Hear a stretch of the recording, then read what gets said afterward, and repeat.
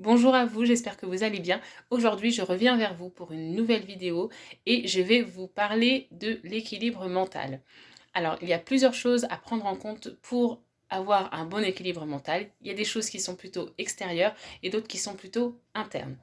Au niveau des choses extérieures, il y a déjà l'environnement. Il est évident qu'un environnement stressant va jouer sur notre mental. Ça peut être au niveau du bruit, au niveau de enfin, tout ce qui est en termes de pollution. Ça peut être aussi, parfois on dit, quand on regarde les journaux, quand on regarde des nouvelles tristes, forcément ça joue sur notre humeur et sur notre mental. L'autre chose au niveau des éléments externes, il y a l'entourage. Parce que parfois, effectivement, quand on est entouré de personnes qui sont négatives, c'est communicatif. Donc, en fait, on va forcément avoir un mental négatif. Et justement, à l'inverse, quand on est entouré de personnes positives, ça a aussi un effet bénéfique sur nous. Donc ça, c'est très important à prendre en compte. Au niveau interne, il y a plusieurs choses à prendre en compte.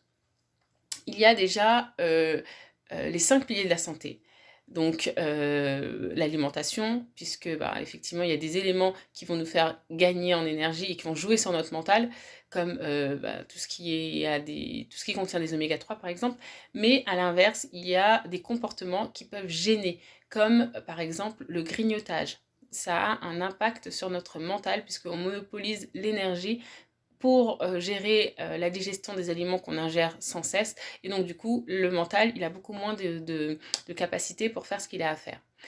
Il y a aussi, donc là je parle des 5 piliers de la santé, donc l'alimentation. Au niveau du sommeil, c'est très important, l'innervation, ça va jouer sur notre mental et forcément on peut nous-mêmes faire le constat, quand on n'a pas bien dormi, il y a évidemment un effet sur notre mental.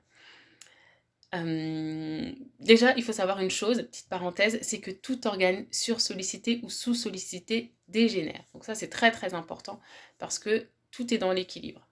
Alors au niveau des 5 piliers de la santé, donc j'ai parlé de l'alimentation, j'ai parlé du sommeil. Le troisième pilier, c'est donc l'exercice physique. Il faut savoir que le nerf, c'est le contrepoids du muscle.